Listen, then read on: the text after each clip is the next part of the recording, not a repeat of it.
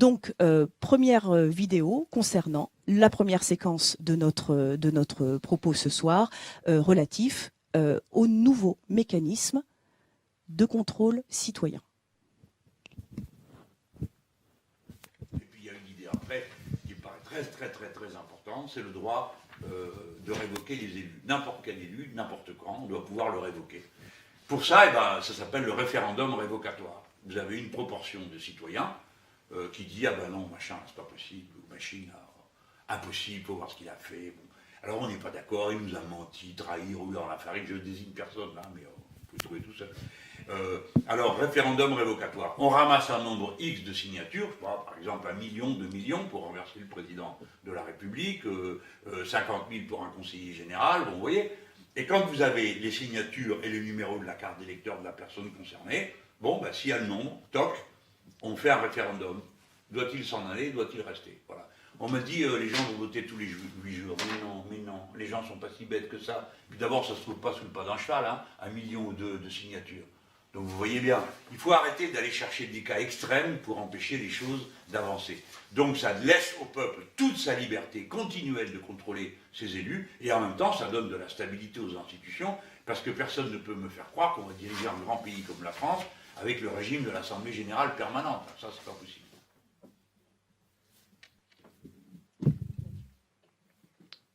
Merci, bonsoir à toutes et à tous. Vous m'entendez bien? Parfait. Alors moi, comme ça a été indiqué, je vais vous parler des nouveaux mécanismes de contrôle citoyen, des nouveaux mécanismes de contrôle démocratique qui sont un droit démocratique à conquérir.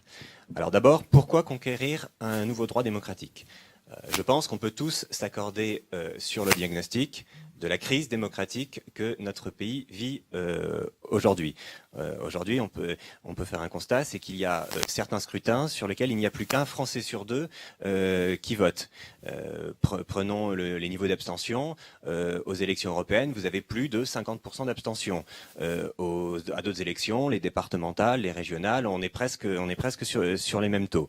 Et encore, là, quand on parle de l'abstentionnisme, des abstentionnistes, on ne prend en compte que les personnes qui sont inscrites sur la liste électorale.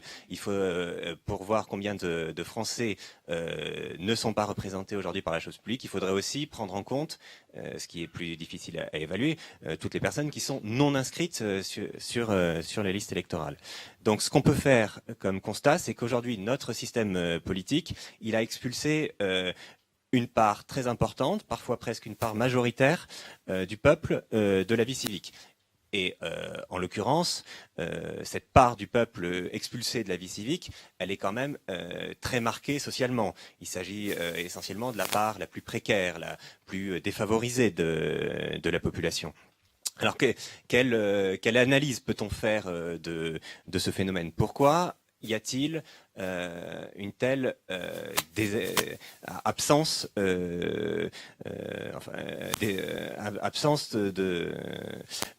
pourquoi autant de personnes ne vont-elles pas aux urnes? Peut-être tout simplement parce qu'il y a le sentiment, et parfois c'est plus qu'un sentiment, c'est une réalité, que le vote ne pèse pas, n'est pas pris en compte. L'exemple le plus connu par chacune et chacun d'entre nous, c'est celui du vote de 2005 sur le traité constitutionnel européen, dont on se souvient tous du sort qui lui a été réservé. Donc effectivement, si vous avez l'impression que votre vote est bafoué, votre vote n'est pas respecté, c'est sûr que ce n'est pas très motivant pour retrouver le chemin des urnes. Alors dans ce cas, quel mode d'expression? Alors vous avez vu que certains aujourd'hui même ont trouvé d'autres modes d'expression pour manifester leur mécontentement, c'est de foutre des baffes. Je ne sais pas si vous voyez à quoi je fais référence. Bon, nous avons essayé de réfléchir à des modes qui soient plus pacifiques et plus conformes, plus cohérents avec notre idéal démocratique qui serait fondé sur la souveraineté du peuple telle qu'elle s'exerce par le suffrage universel. Dans cette optique, il y a beaucoup de nouveaux mécanismes qu'on pourrait examiner. Moi, je vais centrer mon propos sur 2 mécanismes qui nous paraissent très importants, qui sont au cœur de notre projet. Le premier, c'est le droit de révoquer les élus. Tout à l'heure, on a évoqué l'expression monarchie présidentielle. Si on regarde aujourd'hui ce qui dans le système de la Ve République, on a un candidat à la présidentielle qui peut se faire élire en racontant absolument n'importe quoi, faire ensuite totalement autre chose une fois au pouvoir et n'être jamais sanctionné, avoir un total système d'impunité. Le seul moment où on pourrait le sanctionner, c'est quand il se représente. Or, il arrive que certains ne se représentent pas. Donc, il y a aucun moment où on peut sanctionner un élu qui aurait trahi ses engagements, qui aurait renié ses promesses électorales. Et ce principe d'irresponsabilité en haut de la pyramide institutionnelle, ensuite, il se répercute à l'ensemble du système électif en France. Là, si vous avez regardé certaines émissions télévisées avec certains débats, un ancien Premier ministre, le même que celui de la BAF à laquelle je faisais référence tout à l'heure, disait récemment que c'était important de ne pas parler du passé. C'est vrai, c'est très pratique de ne pas parler du passé, ça évite d'avoir à assumer ses responsabilités. Nous, ce que nous voulons, c'est trouver un mécanisme de mise en jeu de la responsabilité politique des élus. Alors, qui dit mécanisme, dit pas forcément sanction négative. Une mise en jeu de la responsabilité, elle peut aussi être très positive. Si un élu qui fait l'objet d'une tentative de révocation, il est maintenu en fonction, c'est un regain, un renforcement de sa légitimité. C'est la marque d'une confiance renouvelée. Donc, il ne s'agit pas forcément de punir, pas forcément de sanctionner, il s'agit simplement d'instituer un mécanisme vertueux par lequel le dirigeant est toujours responsable devant le peuple souverain qui lui a délégué une part de sa souveraineté pour exercer le pouvoir en son nom, au nom du peuple français. Quel mécanisme pour ce système de révocation des élus? Il a déjà été un petit peu présenté dans la vidéo que vous venez de voir. Il s'agirait par exemple, au sein d'une circonscription ou d'un ensemble électoral donné, de recueillir un certain nombre de pétitions, de pétitionnaires qui demandent l'organisation d'un référendum pour dire stop ou encore. Est-ce que cette personne doit rester en fonction ou pas? Alors quand on dit un certain seuil de pétition, il faut être raisonnable. Il ne faut pas que ce seuil soit trop bas, parce que l'idée c'est quand même pas d'empêcher les gens de gouverner, de voter systématiquement. Il ne faut pas non plus qu'il soit trop haut, sinon le système n'entrerait jamais en application. Donc il faut essayer de trouver un dosage qui soit le plus raisonnable possible, de telle sorte que le dispositif puisse s'appliquer effectivement. Bon, une fois qu'on a atteint ce seuil de pétition, un référendum est organisé. Et on demande à la population, au peuple, voulez-vous que cette personne reste ou non en fonction? Et puis, si c'est oui, elle continue. Si c'est non, elle est révoquée et de nouvelles élections sont organisées. Alors c'est un système qui existe déjà dans certains autres pays. Ça existe en Équateur, au Venezuela, en Bolivie. Ça n'aboutit d'ailleurs pas forcément ça n'aboutit pas d'ailleurs forcément à de l'instabilité. Par exemple, en 2004, il y a eu un référendum qui a été organisé au Venezuela sur la destitution du président de la République. Il s'est soldé par une réponse négative. Donc vous voyez que ça n'aboutit pas nécessairement à de l'instabilité. L'idée, c'est surtout de créer ce fameux mécanisme vertueux de responsabilité. Ça, c'était le droit de révoquer les élus, le premier mécanisme sur lequel je souhaitais insister. Le second, c'est sur les nouvelles règles du vote. Nous, on propose de combiner vote obligatoire et prise en compte du vote blanc dans les suffrages exprimés. Il y a un vrai problème de légitimité des élus quand un élu ne représente personne. Là, je parle sous le contrôle de Raquel. Lors des dernières élections législatives, il y avait des circonscriptions des Français de l'étranger dans lesquelles on a eu 80% d'abstention lors des élections législatives. C'est-à-dire que celui qui était élu avec 50% des suffrages exprimés, il représentait au maximum 10% des électeurs inscrits de sa circonscription. Non, là, c'est pas possible. Quelle légitimité démocratique aura cette personne pour voter des lois au nom de l'ensemble du peuple français en représentant aussi peu de personnes? Il faut que toute la population, que tout le peuple puisse se sentir impliqué, concerné par les décisions. Et pour ça, il faut que chacun participe. Mais évidemment, il y a une contrepartie. Aujourd'hui, on n'est pas forcément tenté de participer si quand on est mécontent des candidats en lice, on n'a aucun moyen de l'exprimer. On est obligé par exemple, quand le vote blanc n'est pas pris en compte, on n'a aucun moyen légal, reconnu institutionnellement, de manifester son mécontentement. Donc, si vote obligatoire il y a, ce qui est souhaitable, il faut évidemment lui accorder comme corollaire la reconnaissance du vote blanc et l'intégrer dans les suffrages exprimés, avec des conséquences politiques et des effets démocratiques très forts. Par exemple, on peut très bien imaginer que pour qu'une élection soit valide, il faut un certain seuil de suffrages exprimés obtenus par le candidat arrivé en tête. On peut très bien imaginer que, par exemple, si le candidat arrivé en tête des suffrages obtient moins de suffrages qu'il n'y a de vote blanc, on peut considérer que son élection n'est pas forcément valide. Il y a un vrai projet dans cette idée de vote obligatoire combiné à la prise du vote blanc. Il y a un vrai projet de repolitisation, de politisation de la société. On veut créer une société, politique. On veut créer un peuple politique. Alors on va nous dire, c'est un peu contraignant. Non, oui, c'est un peu contraignant, mais cette contrainte, c'est aussi une protection. Elle nous protège contre cette absurdité démocratique d'avoir des élus tout-puissants en ne représentant personne.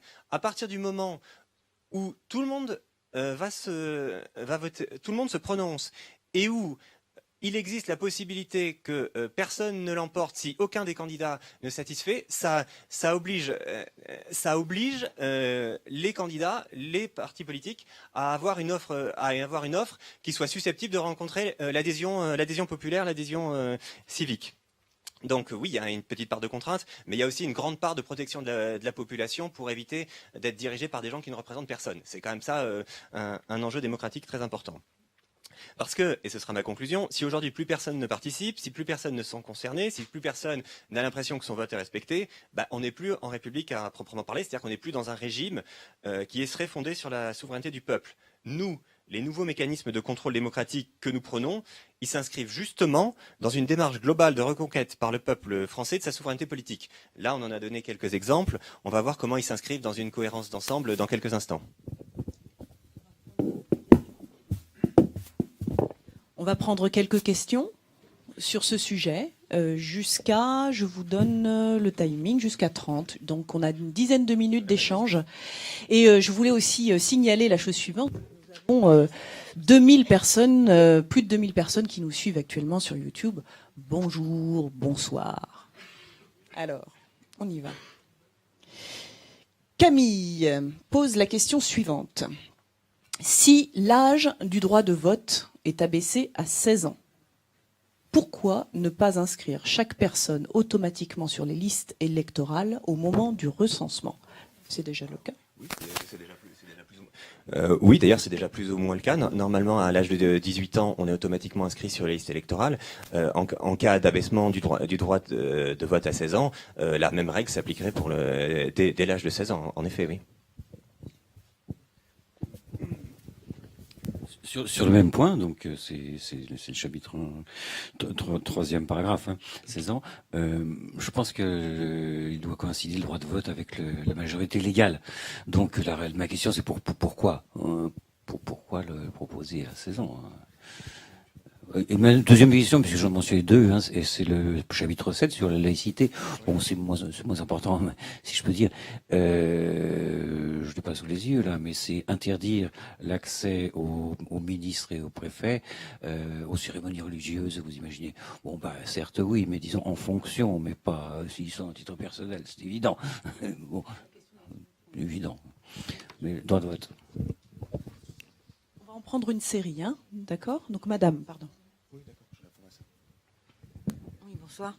Ma question porte sur justement la détermination de pourcentage des citoyens qu'il faudra effectivement avoir pour lancer un référendum en fonction des différents types effectivement de fonctions, parce que c'est quand même important, parce qu'on peut lancer le référendum révocatoire, mais en disant pour dégager un député, il faut je sais pas, 1 million voilà, ce serait beaucoup et ça n'arriverait jamais, pardon.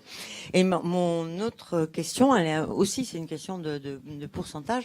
Vous avez évoqué la question de la configuration disons des présidentielles, un vote blanc qui est supérieur, qui représente un nombre d'électeurs supérieur au nombre de voix de n'importe quel autre candidat. Que se passe-t-il? Voilà, que des suffrages exprimés. Oui, moi j'ai une petite remarque, parce qu'il me semble que cette proposition de révocation s'inscrit plutôt dans une démarche de réaction par rapport à un système, plutôt que de dépassement de ce système-là. Et je pense que ça ne pose pas la question, qu'est-ce qui fait que des hommes politiques, au bout d'un moment, peuvent voter des lois sans se rendre compte des effets qu'elles vont avoir. On pourrait prendre un exemple, par exemple, des lois d'austérité, enfin des principes d'austérité votés en Europe, qui ont fait réellement mourir des gens en Grèce et tout ça, avec des nombres de suicides qui ont augmenté. Et je pense qu'il y a peut-être une problématique du statut de l'élu, de déprofessionnalisation du statut de l'élu, qu'il ferait que cet élu-là ne pourrait pas faire une carrière de politicien, le métier de politicien. Voilà.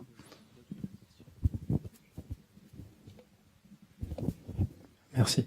Est-ce que vous avez réfléchi à des moyens de faciliter le scrutin, parce qu'il y en aura beaucoup plus tout de même mathématiquement, notamment imaginer de digitaliser le vote pour simplifier tout ça, parce qu'il y a un risque de lassitude après.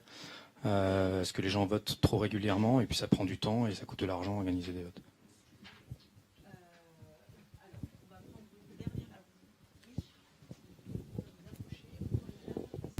Oui, c'est dans la continuité, c'est la façon dont on fait les pétitions. Est-ce que c'est digital? Je pensais notamment au chiffre d'1 million, quand on voit que la pétition contre la loi El Khomri a fait 1 400 000, et que c'était la première de ce type-là, en tout cas à ce niveau-là. Je me dis qu'1 million, c'est pas beaucoup, mais enfin, c'est à discuter.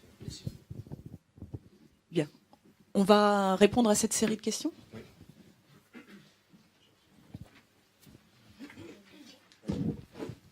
Alors merci de toutes ces questions. Donc je vais les prendre dans l'ordre. Sur le vote à 16 ans, ce sera abordé dans la troisième partie de voilà. Donc je pense que Raquel répondra à cette interrogation. Sur la laïcité, oui, c'est dans l'exercice de la fonction. La personne fait ce qu'elle veut de sa vie privée. Par contre, il y a une exigence de dignité du représentant ou de la représentante publique dans l'exercice de ses fonctions. Donc oui, c'est dans l'exercice de ses fonctions. On n'a pas à s'immiscer dans les cœurs et les âmes de chacun. Alors sur le pourcentage de citoyens, oui, il faut que le pourcentage de citoyens il soit réaliste et cohérent par rapport à la taille de la circonscription. Ce serait certainement pas 1 million pour une circonscription législative dans laquelle il vit 125 000 habitants. C'est la moyenne aujourd'hui des circonscriptions législatives. Alors je peux vous donner quelques chiffres qui existent déjà. Par exemple, au Venezuela ou en Équateur, on tourne autour de 10-15% des habitants de la circonscription. Il y a combien 20. Voilà, 20, c'est laquelle? C'est le 20 au Venezuela, je crois qu'on doit être à 15 en Équateur, non? C'est ça pour le président. Bon voilà, vous voyez l'ordre de grandeur, il est autour de 10, 15, 20 pour obtenir les pétitionnaires. Ensuite, ça ne préjuge en rien du résultat du vote. Alors effectivement, oui, la déprofessionnalisation, oui, tout à fait. Une des mesures aussi qui est importante dans cette optique-là, c'est la limitation du cumul des mandats dans le temps. Qui peut aussi faire l'objet de débats. J'ai envie de dire cette question-là, elle devra être tranchée dans le cadre de l'Assemblée constituante. Comment est-ce qu'on favorise une plus grande représentativité sociologique de l'ensemble du personnel amené à prendre des décisions politiques au nom du peuple français. Et sur il y a eu plusieurs questions qui revenaient sur le vote digital, le vote électronique. Ça suscite un vrai débat. Il y a des gens qui sont pour, il y a des gens qui sont contre. Donc c'est bien ce que je dis. Il y a des gens qui sont pour, il y en a qui sont contre. Voilà. Voilà. Donc c'est un débat qui n'est pas tranché, qui devrait logiquement être tranché dans le cadre de la constituante dont on va parler dans quelques instants. En tout cas, on le tranchera pas là à ce stade ce soir pour l'instant. Vas-y.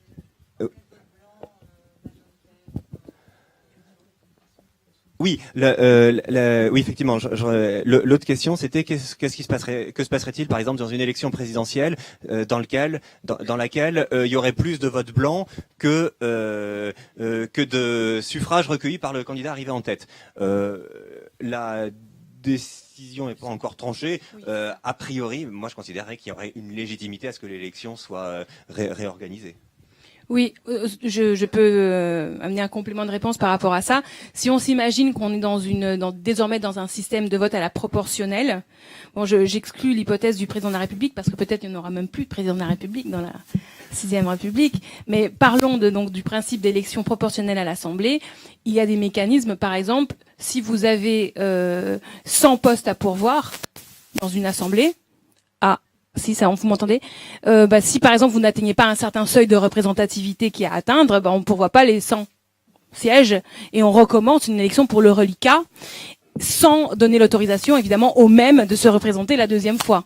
Parce que l'idée c'est d'effectivement, comme disait Mathieu, renouveler la proposition politique et prendre en compte réellement ce vote blanc. La deuxième remarque que je voudrais faire, c'est une réponse à la première question qui a été posée sur le droit de révoquer les élus, qui semblait quelque chose de très punitif. Pour répondre aux problématiques actuelles d'absence d'éthique et de vertu au sens politique du terme, des élus. Certes, le droit de révoquer, on le voit tout de suite, il y a un aspect punitif, c'est-à-dire c'est le côté dégagiste, quoi. Et toi, tu nous as trahis, dégage. Bon, donc on voit bien ce côté-là, et c'est une prise de pouvoir du citoyen. C'est ce que j'appelle la laisse courte. D'accord, du citoyen sur l'élu. Mais il y a aussi, et ça souvent c'est peu développé, un côté absolument vertueux, incitatif, parce qu'il faut s'imaginer ce que c'est qu'une campagne électorale dans un pays où le droit de révoquer existe. C'est-à-dire que les programmes, a priori, vont être respectés, vont être appliqués. Donc, les candidats, une fois qu'ils vont élaborer leur programme, d'abord, s'il y a des réunions, par exemple, où vous êtes conviés pour discuter du programme, vous y allez. Parce que vous dites, tiens, cette fois, le programme, il va être appliqué, donc je vais aller à la réunion. Il y a quelque chose de très incitatif par rapport à la démocratie. Vous avez une démocratie qui est plus saine, qui est plus adulte. Et puisque tout le monde a participé à la grande délibération au niveau des programmes avant l'élection, vous pouvez même avoir une configuration où le contexte, par exemple, international, oblige à modifier un peu le plan de bataille initialement conçu, mais comme tous les citoyens sont parfaitement au courant des tenants et des aboutissants de ce qui a présidé à ce programme, ils peuvent comprendre qu'on change de braquet à un moment donné. C'est ça, c'est la société adulte, la démocratie intense et adulte qui naît grâce à cette épée de Damoclès qui, si tout va bien, ne servira jamais.